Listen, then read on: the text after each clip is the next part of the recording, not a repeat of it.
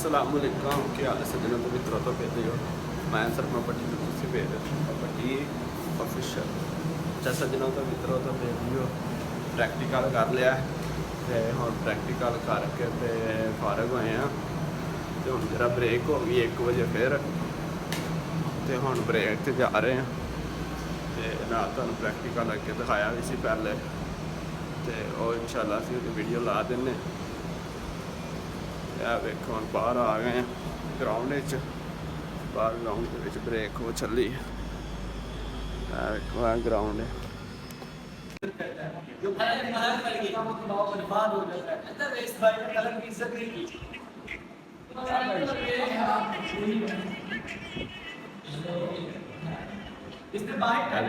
दरखास्त देखो किन्ने बंदे ए बंदा दरखास्त लिखवाना है ए बंदा आगे लिख रहे दरखास्त केड़ी लिख रहे हैं छुट्टी देखो छुट्टी दरखास्त लिख रहे हैं दरखास्त स्पैशल लिखवाना है भाई किन्ने पढ़े जे भाई 16 पढ़िया आज भैया साड़ी क्लास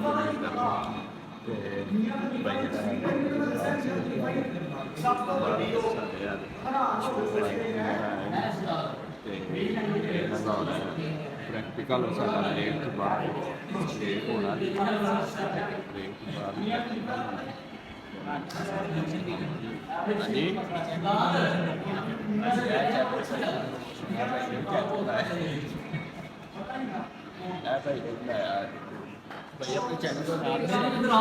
जी रेजिडेशन की करते जल्दी पे उसमें मैं तिलावत कुरान की वीडियो डालता हूँ। हाँ जी किस भाई ने तिलावत कुरान पाक की मेरे पास भी दे यार मैं भी भाई भाई पे क्या कि मेरे घर पर बहुत ज़रूरी काम है ये की दी तेरी है ना तो सदे का काम तो कर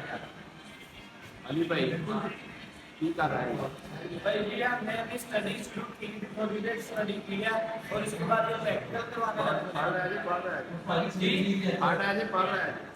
भाई इस टाइम जो हम पहले थोड़ी देर पहले पढ़ रहे थे और आप हम पढ़ देंगे सिर्फ और सिर्फ पढ़ रहे हो ਉਹ ਪਿੱਛੇ ਸਾਡੇ ਬੋਡੀ ਸਾਹਿਬ ਬੋਡੀ ਸਾਹਿਬ ਕੀ ਹਾਲ ਹੈ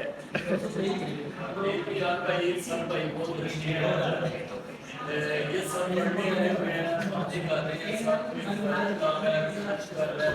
ਤੁਸੀਂ ਪੜ੍ਹ ਆਏ ये सब बहुत पढ़ाकू बच्चे हैं तो इनको दाद दी जानी चाहिए ये इधर दाल भी देनी चाहिए ये टॉप करें सारे दाद देनी चाहिए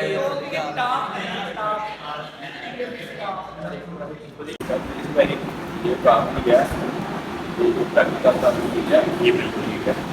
तो ये इसका कार्यक्रम इसका ये चेक कर रहा है वो भी हो रहा है कि करना ये बिल्कुल ये चेक करना है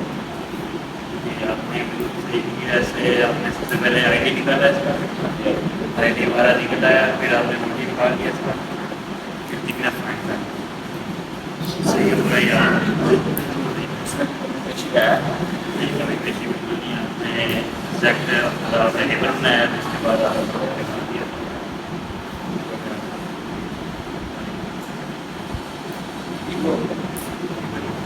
यार थिकनेस आपकी फाइन हो गई है करना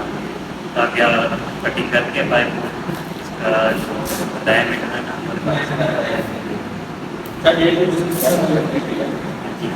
ये बैरल लेवल है जी बिल्कुल हम नहीं करेंगे जैसे ये इस पर शेड है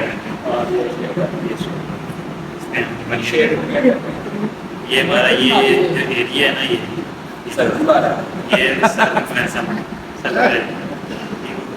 ये थिकनेस है इसकी ये इतनी जो है ये ना थिकनेस शर्मा भट्टी 1 मिनट 25-30 सेकंड ਦਾ ਇੱਥੇ ਤੋਂ ਬਲੌਗ ਲਾਤਾ ये सर्कल ने फाइंड करना सिखा दिया कैसे हम 4 इंच से 2 इंच की तरफ कैसे जाते हैं 4 इंच से 2 इंच दो हमारे पास टाइप हैं अब ये हमारे पास 2 इंच का है इसको हम 1 इंच तक कैसे जाएंगे अभी आप जैसे ये फाइंड कीजिए थिकनेस ऑफ पाइप फाइंड करके उसके बाद आगे थोड़ा सा प्रोसीजर है वो आप समझाएंगे लंबा है। पहले आपने जो बेसिक जो काम आपने सीखी है ना वो इसका प्रैक्टिकल इंशाल्लाह कल आप प्रैक्टिकल होगा इसका। आपने फाइंड कर लिए कर ली किसी ने हेल्प से कल इसका जो है ना 2 इंच को 1 इंच में कन्वर्ट कर फिर एंडर